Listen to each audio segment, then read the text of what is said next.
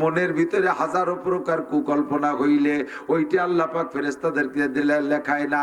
যখন ওইটা বাস্তবে হাত বা যে কোনো অঙ্গের মাধ্যমে বাস্তবায়ন হয় তখনই ওইটাকে লেখায়।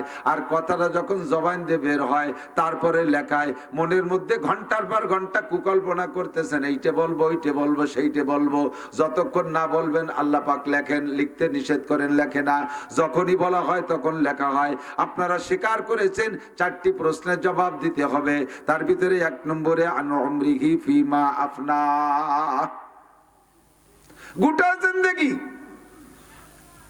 গোটা জিন্দেগির হিসাব দেওয়া লাগবে কি লাগবে না? বলতে পারবেন? এখন বলতে পারবেন? যার যার জীবনে যতটুক চলে গেছে, আরে যেদিন থেকে আমি বুঝা শুরু করছি, না বুঝার সময়টা পড়ে থাকুক, যেদিন থেকে আমি বুঝা শুরু করছি সেই দিন থেকে আজকে পর্যন্ত কে কি করছেন, পাই টু পাই, সেকেন্ড টু সেকেন্ড হিসাব দেওয়ার কাহারও ক্ষমতা আছে? আজকে কি বার? রবিবার গেল, এমনকি গত রবিবারের দিন বলে কি খাইছি তাই মনে নাই। আছে আছে? 1 সপ্তাহের হিসাব দেওয়ার উপায় নাই। হিসাব দেওয়া লাগবে কি লাগবে না? হাসিবু ক্বাবলা আন তুহাসাবু ওয়াজিনু ক্বাবলা আন তুওয়াজানু। আল্লাহর নবী বলেন, বান্দা হে আমার উম্মত, কিয়ামতের ময়দানে তোমাকে হিসাব দিতেই হবে। সেই দিন হিসাব দিতে পারবা না, কাজেই হিসাবটা আমি সহজ করে দিচ্ছি। হাসিবু ক্বাবলা আন তুহাসাবু, আল্লাহর সামনে হিসাব দেওয়ার আগে দৈনন্দিন হিসাবটা তোমারটা তুমি মিলায় নাও, প্রত্যেক দিনের হিসাবটা তুমি মিলাও।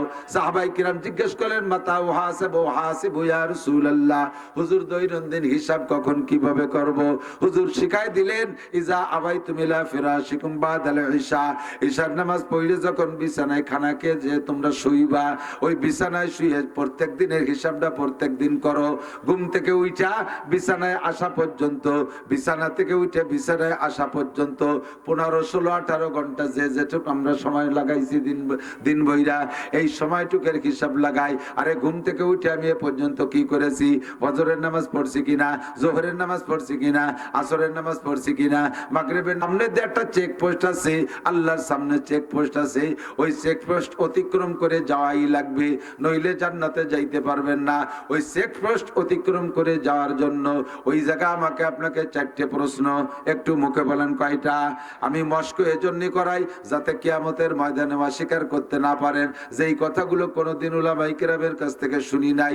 হাদিস কোরআনে আছে, মা ইয়ালফিজু মিন কাওলিন ইল্লা লাদাইহি রাকিবুন আতীদ কিরামান কাতিবিন ইয়ালামুনা মা তাফআলুন। এনি ম্যান এভরিবডি, প্রত্যেকটা মানুষের সাথে 2 জন করে ফেরেশতা আছে, লেখক। এই ফেরেশতারা আমার আপনার সবকিছু লেখে। আর মা ইয়ালফিজু মিন কাওলিন ইল্লা লাদাইহি রাকিবুন আতীদ, মনের ভিতরে হাজারো প্রকার কুকল্পনা হইলে ওইটা আল্লাহ পাক ফেরেশতাদেরকে দিলে লেখায় না। যখন ওইটা বাস্তবে হাত বা যে কোনো অঙ্গের মাধ্যমে বাস্তবায়ন হয় তখনই ওইটাকে লেখায়। আর কথাটা যখন জবান দিয়ে বের হয় তারপরে লেখায়। মনের মধ্যে ঘন্টার পর ঘন্টা কুকল্পনা করতেছেন, এইটা বলবো ওইটা বলবো সেইটা বলবো, যতক্ষণ না বলবেন আল্লাহ পাক লেখেন, লিখতে নিষেধ করেন, লেখে না। যখনই বলা হয় তখন লেখা হয়। আপনারা স্বীকার করেছেন 4টি প্রশ্নের জবাব দিতে হবে। তার ভিতরে 1 নম্বরে আন উমরিহি ফিমা আফনা।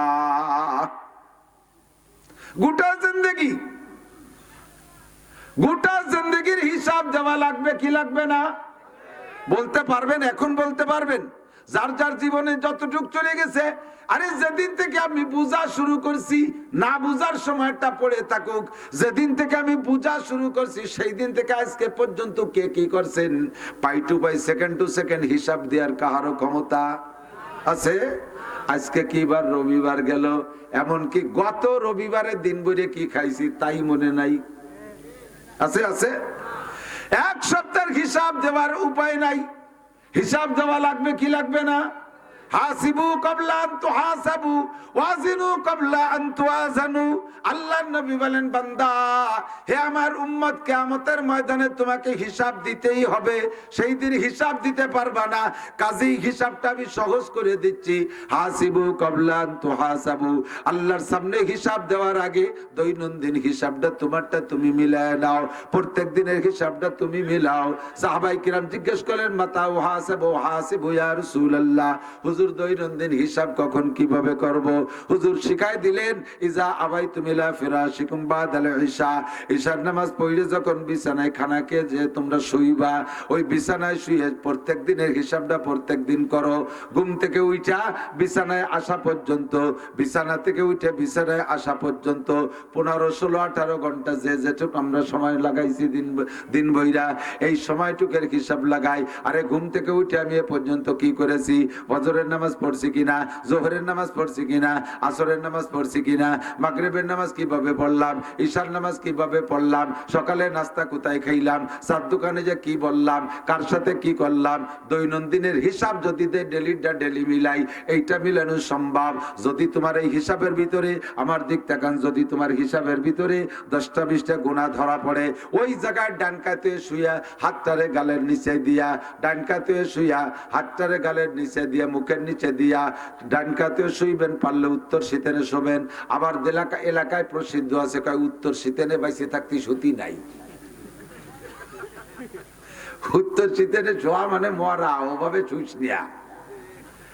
আল্লাহ কেন উত্তর শীতেনে শোয়া অবস্থায় যদি আজরাইল ওই অবস্থায় পাইয়ে যায়, কলে লাইন মতো আছে জন্মারি দিয়ে যায়, ওই টেনশন করে লাভ নাই।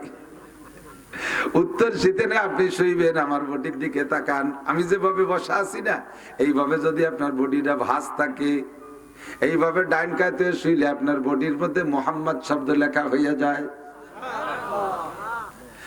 আমাদের বাংলাদেশ থেকে উত্তর দিক কায়তে শুইলে কিবলা আমাদের মুখের দিক পড়ে, ঠিক না? আর আরবিতে লিখতে হয় কোন দিক দিয়ে, ডান দিক দিয়ে লিখতে হয়। তাহলে কিবলাকে যদি সামনে করে দাঁড়াই, ডান দিক হবে উত্তর দিক। আমি যদি উত্তর দিক কায়তে হইয়া উত্তর দিক মাথা দিয়ে ডান কাতে শুই, এই বডি ফিগারে, বডির মধ্যে মোহাম্মদ শব্দ লেখা থাকে, মিমে মাথা, মাথায় মিম, হাতের এই ভাঁজটা হা, এই কেনুর এই ভাঁজটা হা, পাশার এই মোড়টা আর একটা মিম, হাঁটুর নিচে দাল, হয় না? মিম হা মিম দাল, মোহাম্মদ এই ফিগার নিয়ে শুইছেন। আল্লাহর পক্ষ থেকে সিদ্ধান্ত, এদিক তাকান, প্রত্যেক কাজের শুরুটা হইতে হবে সুন্নতি ভাবে, শেষটা হবে সুন্নতি ভাবে। মাঝের টুক যদি এলোমেলো হয়, সমস্যার কারণে আল্লাহ তাআলা এটা মাফ করে দেয়। খাওয়ার সময় বসবেন কিভাবে? খাওয়ার সময় বসবেন সুন্নতি তরিকায়, 2 হাঁটু উঠাইয়া, অথবা সুরতে, অথবা 1 হাঁটু পায়ের, 1 পা বাস দিয়ে পায়ের নিচে দিয়ে, আর 1 হাঁটু খাড়া করিয়ে, হ্যাঁ, 1 হাঁটু উঠাইয়া, অথবা দনু হাঁটু উঠাইয়া, অথবা সুরতে, এই খানা কাজ শুরু। হুজুর আমার যে বুড়ি, ও তো আমি ওই পারবো না, তো বেশিক্ষণ থাকতে, আমার রানে মোটা মোটা ওভাবে বাজি হয় না, আর আমার মাজায় ব্যথা, আমি পারি উঠবো না। শুরুটা করেন 1-আধা মিনিটের জন্য শুরু করেন, এই 3 তরিকার 1 তরিকায়। এরপরে পারেন না আপনি শুয়ে খান, পারেন না চেয়ারে বসে যান, শুরুটা করেন সুন্নতি ভাবে। আবার শেষকালে খানা খাওয়া শেষে সুন্নতের মাধ্যমে চাটিয়ে চুটিয়ে পরিষ্কার করে, ধুয়ে মুছে পরিষ্কার করে খান। বা শুরু হয়েছে সুন্নতি, শেষ হবে সুন্নতি। মাঝে যেটুকু এলোমেলো হয়েছে, 2 পাশের সুন্নত থাকার কারণে আল্লাহ ওটুক মাফ করে দেবে। আল্লাহু আকবার। রাতের বেলা শোবেন আপনি সুন্নতি তরিকায়, ডান কাতুইয়া শুইয়া আপনি হিসাব করবেন, ঘুম থেকে উঠে আমি এ পর্যন্ত কি করেছি। যুবক মনে রাখো, পর্দার আড়ালে মা বোনরা দিন ভরে কাজ কাম করবা, শোয়ার সময় হিসাব লাগাইবা। যদি তোমার আমলনামায় কিছু গুনাহ ধরা পড়ে, ওই গুনাহগুলোর থেকে তওবা করে নিতে হবে। ওই গুনাহ থেকে তওবা করতে হবে, একেবারে অন্তর থেকে তওবা, একেবারে অন্তর ফ্রেশ। তওবা করার সময় মুখে আস্তাগফিরুল্লাহর নাম তওবা না, মুখে আস্তাগফিরুল্লাহ তওবার একটা ফর্মালিটি, তওবারে বুঝার একটা পদ্ধতি যে আমি কি তওবা করতেছি। আস্তাগফিরুল্লাহ রাব্বি, আমি ক্ষমা চাইতেছি আমার রবের কাছে। আস্তাগফিরুল্লাহ রাব্বি, আমি ক্ষমা চাই আমার রবের কাছে। কিসের থেকে? মিন কুল্লি জামবিন, সমস্ত গুনাহ থেকে। কুল্লু জামবিন মানে সমস্ত গুনাহ, বিগত জীবনের সমস্ত গুনাহ থেকে ক্ষমা চাই। আর ওয়াতুবু ইলাইহি, আমি তওবা করিতেছি। এই পর্যন্ত গেল ইস্তেগফার। ইস্তেগফার মানে ক্ষমা চাওয়া, আর সামনে যেটুক বলবে এটুকু হলো তওবা। তওবা মানে প্রতিজ্ঞা করা, গুনাহ না করার অঙ্গীকার করা। ওয়া আতুবু ইলাইহি, আমি আল্লাহর কাছে তওবা করিতেছি, আল্লাহর দিকে প্রত্যাবর্তন করলাম। তার মানে এতদিন গুনার মধ্যে ছিলাম, এখন নেকির মধ্যে আসলাম, ওয়াদা করলাম আর গুনাহ করব না। এই হলো তওবার ভাষা। বাকি এগুলো সব অন্তরের সাথে সেট করা। কিসের থেকে ক্ষমা চাই? মদ খাইছি তার থেকে ক্ষমা চাই, বিড়ি খাইছি তার থেকে ক্ষমা চাই, সুদ খাইছি তার থেকে ক্ষমা চাই, ঘুষ খাইছি ক্ষমা চাই, জিনা করছি ক্ষমা চাই, চুরি করছি, ডাকাতি করছি ক্ষমা চাই, জাতির হক মারছি এর থেকে ক্ষমা চাই, নামাজ পড়ি নাই ক্ষমা চাই, রোজা রাখি নাই ক্ষমা চাই, দাড়ি কাটছি ক্ষমা চাই, টাকনুসিয়ে প্যান্ট পাজামা করছি পড়ছি ক্ষমা চাই, ফেসবুক ইউটিউবে ল্যাংটা ছবি দেখছি ক্ষমা চাই, পরের মেয়ের সাথে বেপর্দা করছি ক্ষমা চাই, মহিলারা বলবে পর পুরুষের থেকে পর পুরুষের সাথে বেপর্দা করছি ক্ষমা চাই, যত গুনাহ করেছি, গান শুনছি, বাজনা শুনছি, সব কিছু থেকে ক্ষমা চাই। আর ওয়াতুবু ইলাইহির মানে হলো এতদিন যার মধ্যে ছিলাম এখন ফিরে আসছি, তার মধ্যে আর থাকবো না, সামনে যাবো। আমিলুস সালিহাত, আমি নেক আমল করব। আল্লাহ পাক বলেন ইউদাফ লাহুল আযাবু ইয়াউমাল কিয়ামাতি ওয়া ইয়াখলুদ ফীহি মুহানা ইল্লা মান তাবা ওয়া আমানা ওয়া আমিলা আমালান সালিহা ফাউলাইকা ইউবাদদিলুল্লাহু সাইয়্যাতিহিম হাসানাত। ও বান্দা, যদি তুমি এভাবে অন্তর থেকে তওবা করো আর অন্তর থেকে ক্ষমা চাও আল্লাহর কাছে, আর তুমি তওবা করো, সামনে নেক আমল করার পাক্কা প্রতিজ্ঞা করো, আর তুমি চেষ্টা করো নেক আমল করার জন্য, ওই রাত্রে শুয়ে তুমি এমন একটা পাক্কা প্রতিজ্ঞা করে তওবা করো, আমি আল্লাহর সিদ্ধান্ত হলো ফাউলাইকা ইউবাদদিলুল্লাহু সাইয়্যাতিহিম হাসানাত। তোমার বিগত জীবনে যত গুনাহ করেছিলে সব গুনাহগুলো শুধু ক্ষমা করে দিয়ে শেষ করব না, ওই মুহূর্তে গুনাহ সংখ্যা পরিমাণ নেকি দিয়ে আমলনামা ভরপুর করে দেব। আরে ভাই, এ জায়গা আসছি তো নেকি কামাই করার জন্য আর গুনাহ মাফ করানোর জন্য না। কি বলেন? কথা বলেন। কোন পদ্ধতিতে, কোন সিস্টেমে এগুলোর থেকে বাঁচা যায় তারই একটা পরামর্শ নেওয়ার জন্য আর দেওয়ার জন্য আমরা আসছি না। কি বলেন? একটা পরামর্শ হলো এভাবে ডাইন কাতে এসে হিসাব লাগাবেন, ফজর থেকে এই বিছান পর্যন্ত আমি কয়টা গুনাহ করেছি, ভুল কি কি করছি, এগুলো স্মরণ করবেন।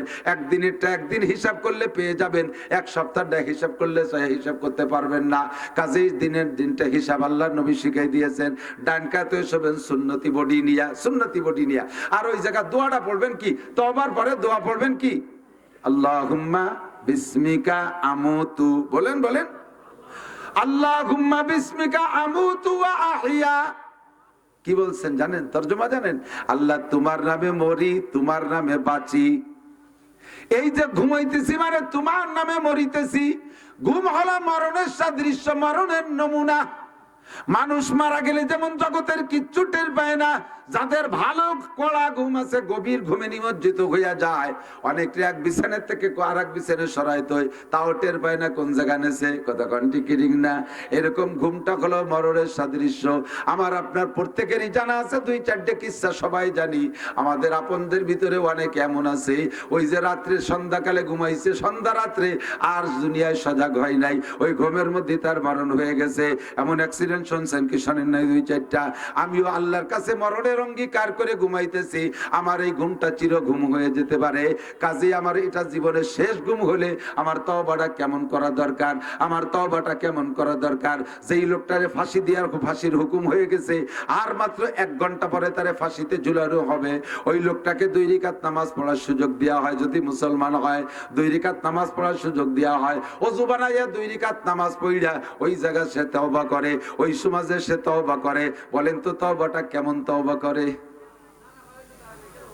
আর 1 ঘন্টা, আধা ঘন্টা দেখতেও পড়ে আস্তাগফিরুল্লাহ, আমার দুনিয়ার হায়াত আর মাত্র আধা ঘন্টা, তওবাটা তার কেমন হয়? ও বন্ধু, আমি আর মাত্র 10 মিনিট পরে ঘুমিয়ে যাব, এই ঘুমানোর সঙ্গে সঙ্গে আমার মরণটা হয়ে যেতে পারে। কাজে আমি দোয়া পড়তেছি, আল্লাহ তোমার নামে মরিতেছি, ও আহিয়া, আবার বাঁচলে তোমার নামে বাঁচবো। সকালবেলা ঘুম থেকে উঠে আবার দোয়া পড়েন কি, আলহামদুলিল্লাহিল্লাযী আহিয়ানা বাদামা আমাতানা। সব প্রশংসা ওই আল্লাহর, যে আল্লাহ তাআলা আমাকে 6 ঘন্টা মেরে রাখার পরে আবার বাঁচাই দিয়েছেন। শব্দের তরজমা কিন্তু তাই, আহিয়ানা বাঁচাই দিয়েছেন আমাদেরকে, বাদামা আমাতানা কিছুক্ষণ মেরে রাখার পরে, ওয়া ইলাইহিন নুশুর, এই আল্লাহ তাআলা 6 ঘন্টা মেরে রাখার পরে যেহেতু বাঁচাই দিতে পারছেন, স্থায়ী মরণ দেওয়ার পরে আবার কিয়ামতের ময়দানে বাঁচাইতে পারবে কি পারবে না? বন্ধু যুবক, রাত্রি শোয়ার সময় কানের মধ্যে মমতাজের গানের খিল লাগায় ঘুমাইস না, টেলিভিশন অন করে দিয়ে দেখতে দেখতে ঘুমাইস না।